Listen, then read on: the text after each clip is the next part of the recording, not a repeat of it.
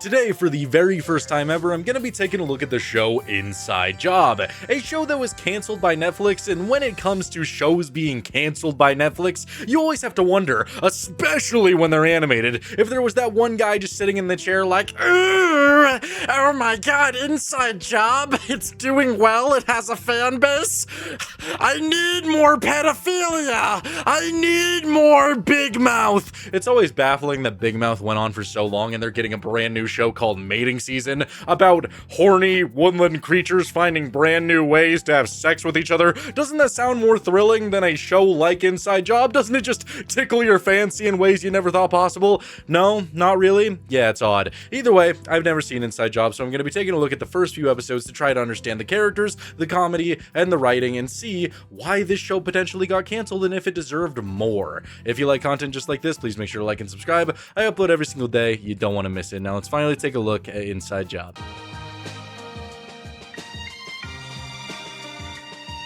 Taking a look at episode 1 of Inside Job, I actually really like the concept for the show. The entire idea of even focusing on conspiracy theories is an idea that can go very far when you're creating a show, because there's so many wacky things that are brought into this world that could be, used in the show, especially with a company called Cognito that basically is in charge of all of these things and making sure they run like clockwork so that people believe them or don't believe them. It's just a really cool concept, like a elite rich group that runs the world. Cthulhu being, alive and well. How many people have Amy Schumer and Lizzo ate before they went on Ozempic? It's things like that that are very important to this world, and I think that's a very fun concept for the show. And then we also have our characters that I also think are pretty fun and interesting, starting the show off with Reagan's dad. Reagan is the scientist lady, the head of the show, the main character just being like, oh, I remember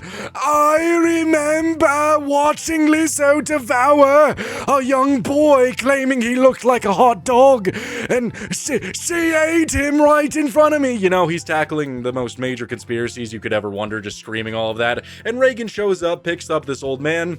And apparently this old man used to be a very high-up member of the company Cognito, designed to take care of all these conspiracies, and then one day he was like, I'm gonna blow up the sun and eradicate skin cancer, my back, I'm seething, You weren't pushed out, you were fired for getting drunk and trying to blow up the sun. I was gonna cure skin cancer. Which, theoretically, he's not even necessarily wrong. If you did blow up the sun, there wouldn't be a whole lot of skin cancer, or at least a decent amount of it would go away. So, right move, but overall, I don't think society would be quite ready for that. And I immediately really liked Reagan's character. I thought she was very interesting for what she was. Just having this kind of, nonchalant, yet very over-the-top energy about her. The, introduction where she's saying, I'm gonna get a promotion at work, and I'm gonna rule them with an iron fist, and she actually pulls out an iron fist, and then the father isn't impressed. He's like, oh, seen it before, bitch, and then it flips him off and starts playing some music and glowing. I've seen better. Oh, have you seen better? I just thought that was a really fun way to introduce her character, and I was all for that. So that was cool. We now have them walking through Cognito, and I think this entire area is just so unbelievably cool to look at, with all these different conspiracies and monsters, like the moon landing. I even saw Lucifer, which, if you don't know, in the state I live in, the airport, there's this big fat blue fucking horse statue that looks like if you walked near it, it would probably try to, be all like, nay, oh, you're looking fine, mama, you want to come over here? And then it'd, fall on top of you and you die. I don't know, there's a lot of conspiracies revolving around Lucifer at DIA Airport. It's just very interesting. I saw him in the background. It's just cool. It makes me genuinely think that the show could have had a limitless potential in a way. Obviously, I'm one of the people who believes the show shouldn't go on forever, but, there's so many different things that you could tackle here, and what they were tackling was still very interesting. So Reagan shows up, and we get to be introduced to the rest of the team. They're all very interesting people. Gigi is like a pretty girl. I don't even know why she works there. You got Andre, who's coming down from his Molly high. Okay, buddy, that's gonna be a rough come down. Time to work it up. And then you have this dolphin man. And I just have so many questions. They kind of don't really ever answer my questions about the Dolphin Man. They just say that he was a part of a secret operation to combine man with dolphin. And the only reason I could even think that would remotely exist is because somebody had an innate desire to be a dolphin, kind of like in that South Park episode. I could swim! Swim like the dolphins! You know, I don't necessarily know, like, the actual benefit, because you would merge with the dolphin, but it's clear that this man has just been hindered in almost every single way. He can't even open a fucking bag of chips. They just made him a fucking vegetable, basically. I don't get it. Like, what was the point? He has a blowhole now? What? Oh, yes, I can breathe out of 3 airways. I don't really get the point of the man becoming a dolphin, but I guess it's kind of a funny concept nonetheless. So then we just get some more thrilling characterization for Reagan. She was giving off some frat guy energy when she gets called to the boss's office, and just with pure excitement, she says, "Oh, suck my dick!" You know? That's definitely what you want to say to the people that are going to be your underlings from now on, but I guess, you know, all the power to her. And I really like the way they follow this joke up with the introduction of JR, where initially he's on a phone call with Oprah, and I don't know what the hell Oprah could possibly be saying. You in a car! You in a car! You in a car! All the cars that you can't afford the tax on! The gift tax! And JR's sitting there like, I could assassinate you, bitch. I could do it right now. You're so damn funny. Oh. You are so funny, I could just assassinate you. No, really, I could do it. My finger's hovering over the button. And he's like reading Reagan's file, like deciding if she should get a promotion or not. He's staring down at this file, and he's just like, you know, says suck my dick a lot for a woman.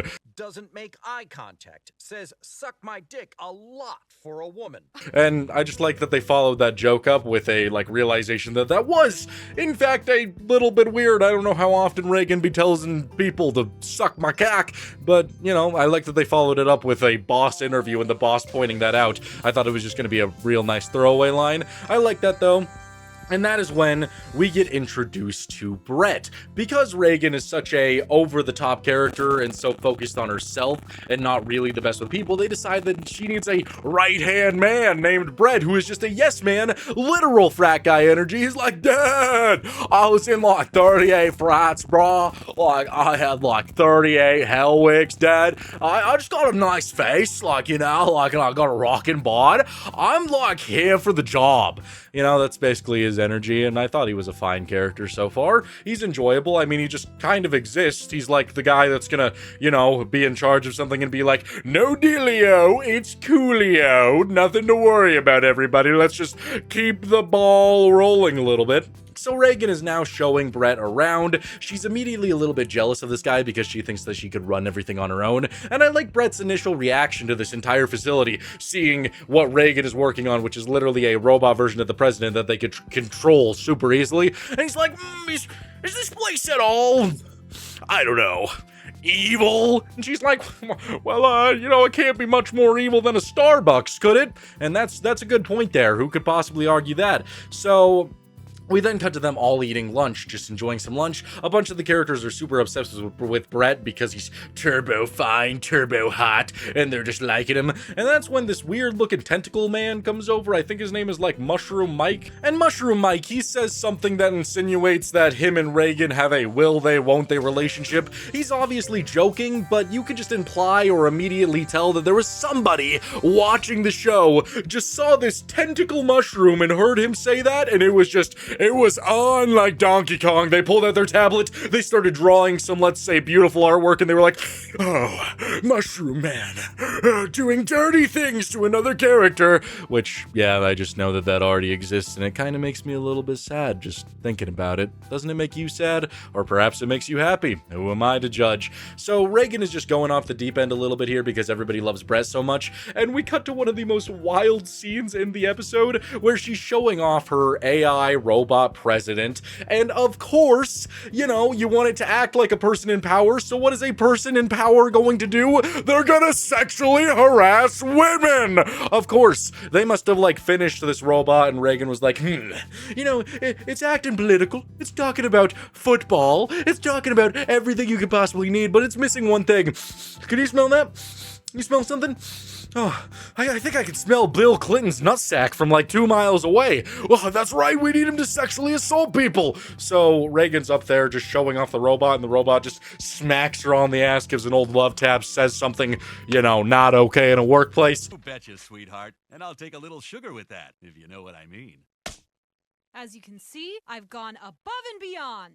And the higher-ups, they absolutely love the robot because it's just on par with what a person in power would do. Be a little bit freaky. And that made me laugh so hard because I was not expecting their curated person of choice that they want to rule the entire country, the guy they made that is a robot, to sexually harass somebody. But, you know, who am I to judge? Who am I to judge? So they roll that thing out, and everybody's praising Reagan until Brett brings out some good old-fashioned bagels. You know, that yummy food that you put some white stuff on and you put it inside of your mouth. Everybody's like, yes, Brett! Oh my god!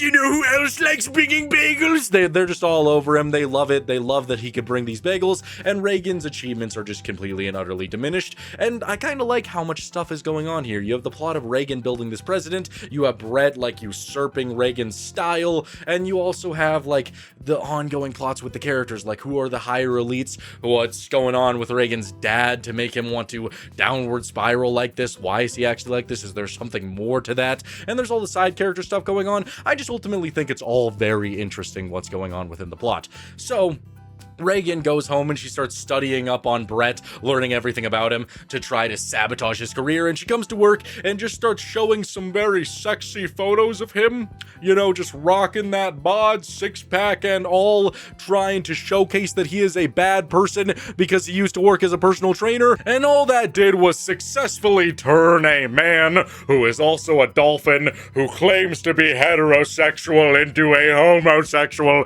because he was wanting to munch up on that Brett Tussie. You know, that's just how it was going. And so far, it's a pretty funny show. You know, I can't really complain. Nothing bad's happened yet. But then it gets so unbelievably epic so quick because Reagan gets fired for trying to dive deep into Brett, and not in a weird way, but for so much of the episode she gets fired. She's off the hook and Brett is put in charge of this all, and they send in the AI robot president to replace the normal president and get the ball rolling. But during this, like, press conference, a bunch of people take pictures of it, which makes him awaken. He stares down at his hands and he's like, have you ever felt like you've been living your whole life on autopilot?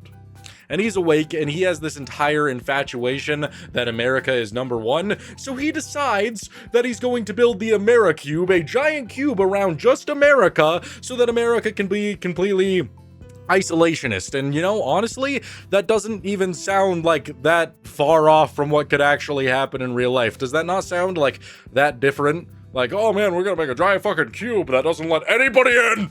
No one can come in! Like, that genuinely just feels like a thing that could actually happen. But, clearly, nobody's gonna want this to happen. Everybody at Cognito, the company, they're all start panicking because all their secrets are about to be unleashed because of this robot president being revealed to the world, so they gotta try and stop it. Brett is panicking a little bit, but lucky for him, Reagan is going to come back with the save. So we have Brett and Reagan teaming up, and I like their subtle nods to some conspiracies without actually making it a major deal. Like, they're bringing jet fuel, for example. It's all Brett could grab from the office to use against the president to try to stop him. And fucking Reagan looks at him and he's like, what are you doing, Brett? You know damn well that jet fuel can't melt anything. Kinda like relating to 9/11. How could it melt those beams? But I just like the subtle nod to conspiracy jokes. Like, it's something you wouldn't catch unless you would know about a stupid ass conspiracy like that. So it just kinda makes sense. I thought it was a little bit funny. And then we get more of an insight into Brett's character.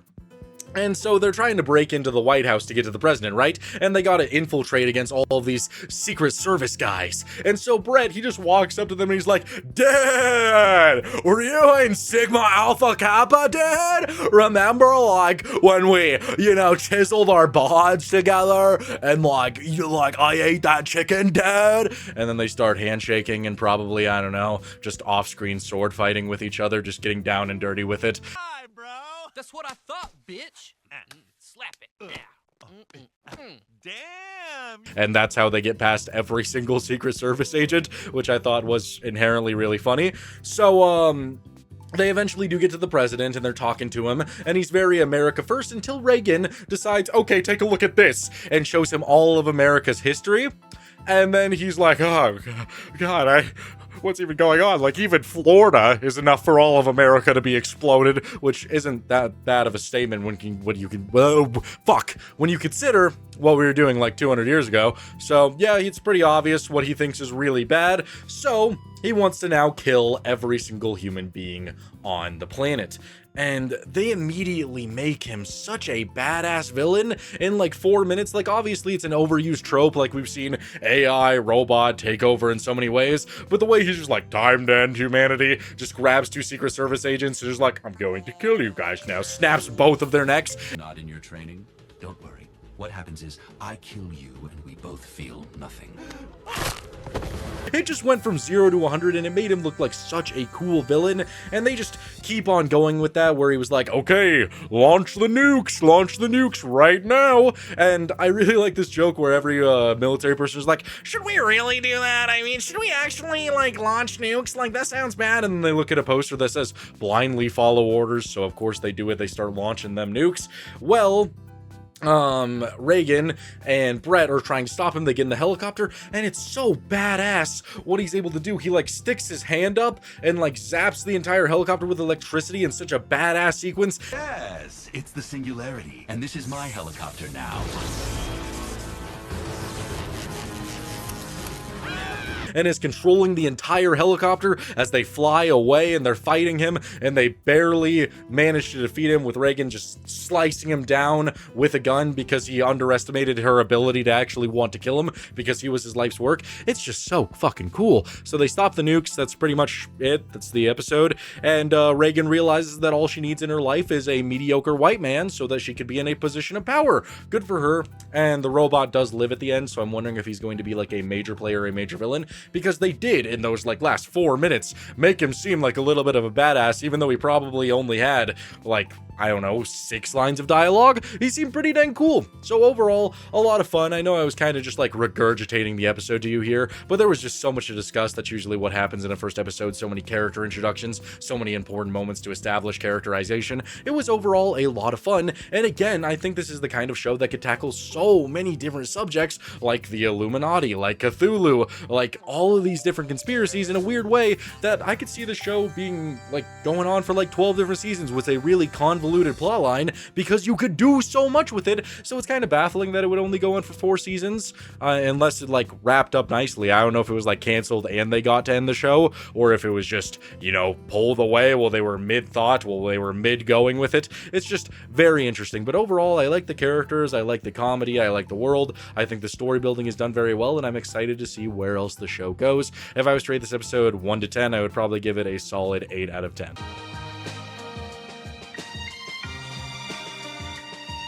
Taking a look at episode 2 of Inside Job, which is honestly better than episode 1 in every conceivable way. It's just a straight up banger. The concept was a lot of fun. It was tackled and executed perfectly. All of the characters are on point. Usually when you're making a show like this, episode 1, you're kind of still figuring out the characters, and it takes a few episodes before you get it right. But in episode 2, it feels like every single character is just acting at their best of their capabilities, and they're all so funny. The episode opens with some not really that interesting stuff, like Reagan talking to the president in the basement, like, oh, you little tin can, look at your ass stuck in there, doing all that nonsense. And she goes upstairs and Brett is there spraying an entire can of Axe body spray all over his body, because what's better for pounding the tuna than smelling like a goddamn beached whale? They have a meeting with JR, who tells them that they have to fire somebody by the end of the day because they're all out of money. So firing one person is clearly going to fix that. Don't really understand that logic very much. But Brett, he can't contain himself because he has to tell the truth constantly, because he needs everybody to like him,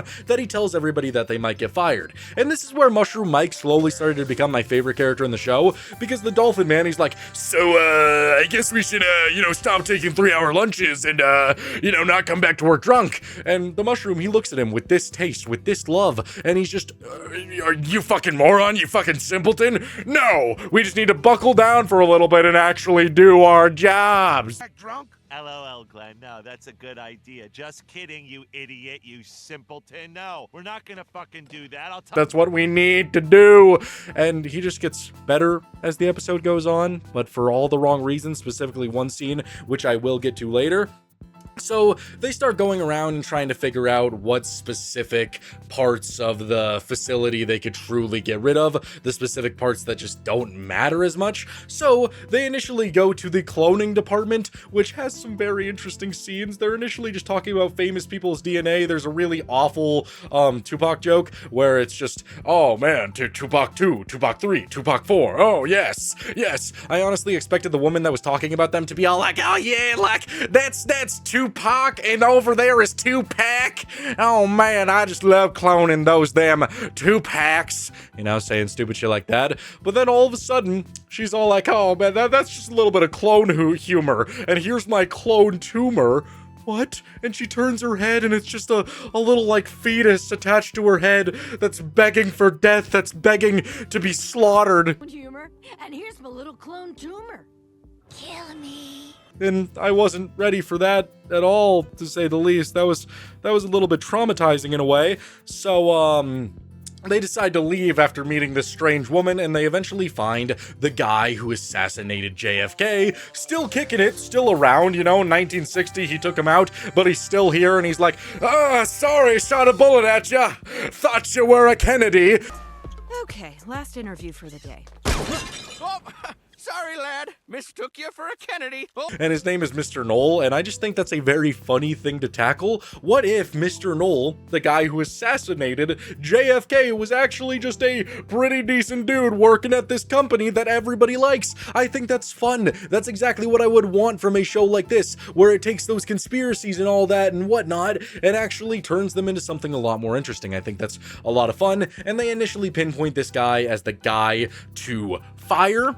Because, you know, I mean, he just kills people and he hasn't killed anybody in a while, not since JFK. Assassinations have kind of gone a little bit out of rye lately. They're not really what people decide to do anymore. So is it really worth it to keep him on the team? So they go to JR and they tell him that this guy who just sits there all day hasn't assassinated nobody, has a higher salary than him. He's immediately like, can his ass, get rid of him. So they then go out there and they're about to tell the team that their jobs are saved, but they realize that everybody is working a lot harder. Mushroom Mikey walks up and he's like, oh, come on, you know, I've been doing a little bit of searching to prove myself to you. And Reagan's like, searching for a soul, and it's supposed to be funny because he doesn't have a soul because he's a mushroom, unless you're one of those people that believes that a mushroom has a soul. But he's like, fuck you, bitch! And You mean searching for a soul? eat my ass, bitch! And again, slowly becoming my favorite character. He's got like a horny Jesse Pinkman type vibe to him,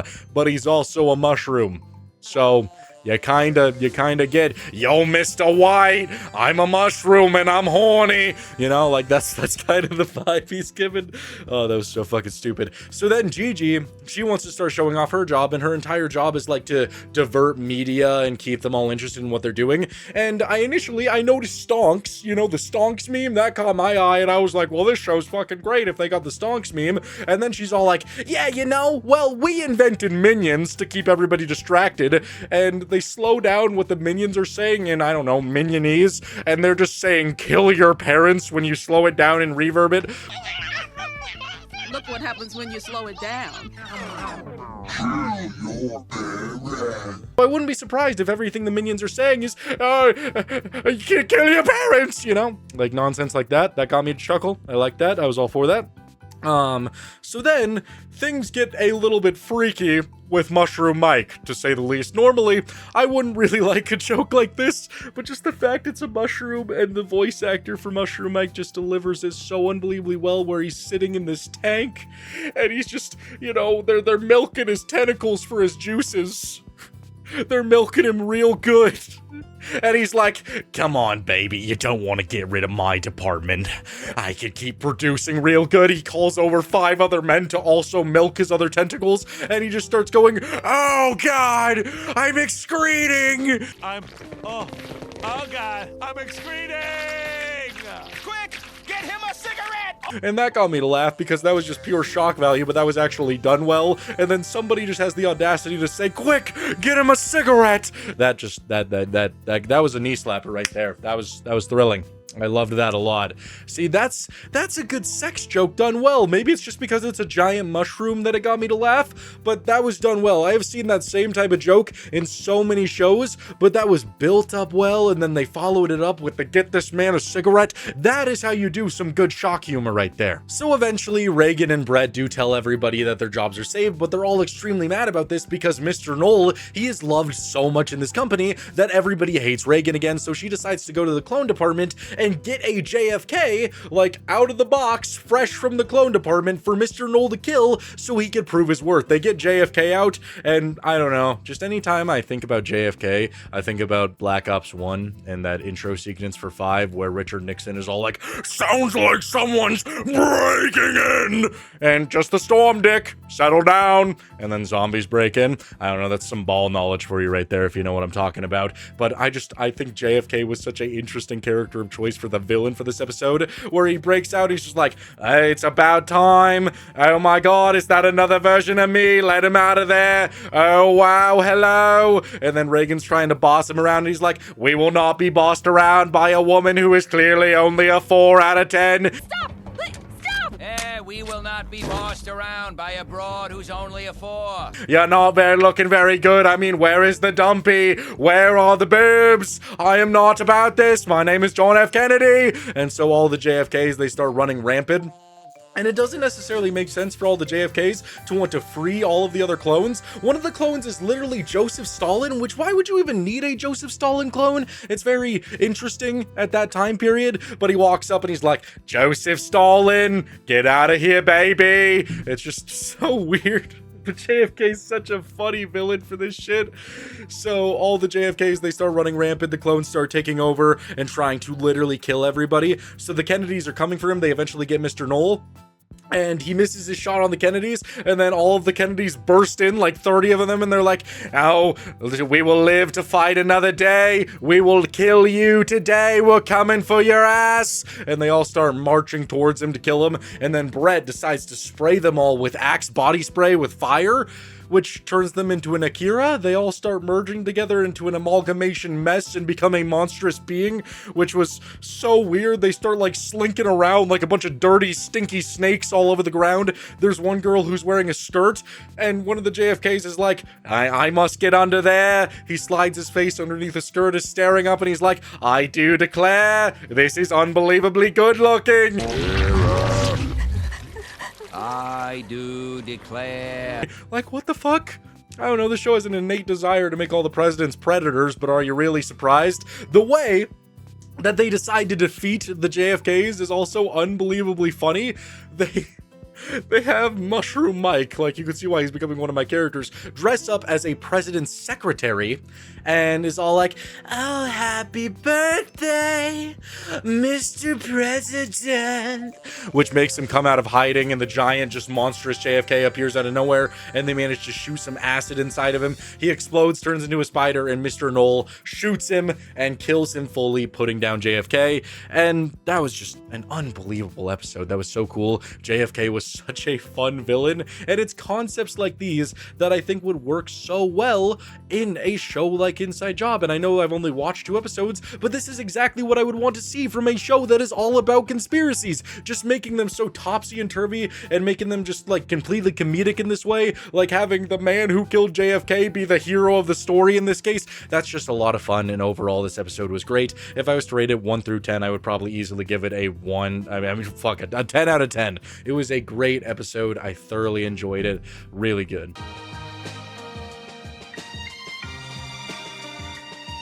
Overall, this show is so much better than I thought it was going to be. When I heard about Inside Job initially, just that it was tackling conspiracy theories, I kind of thought it was going to be dumb, and it does look a little bit like Rick and Morty, so I didn't really think that it would have like Rick and Morty charm when it came to comedy, but it's actually really good, and all the conspiracies it decided to tackle in only the 2 episodes that I watched were really brilliant and were executed so well. That JFK episode, that is such a great concept. That is exactly what I expect from a show like this, and they executed it so well. The characters characters are fun, the concepts are fun, the world is fun, and there's genuinely so much you could do with a bigger story here. Like if you were focusing on the president, for example, if you wanted to bring in a cosmic being like Cthulhu, for example, which has been established, if you wanted to do something with aliens, there is a limitless potential. So I probably am going to watch this show on my own, experience it on my own, and potentially make even more videos about it because it's a lot of fun. And if I get to season 4, I really want to see why they would want to cancel the show if it dropped in quality, if it was losing some of its steam,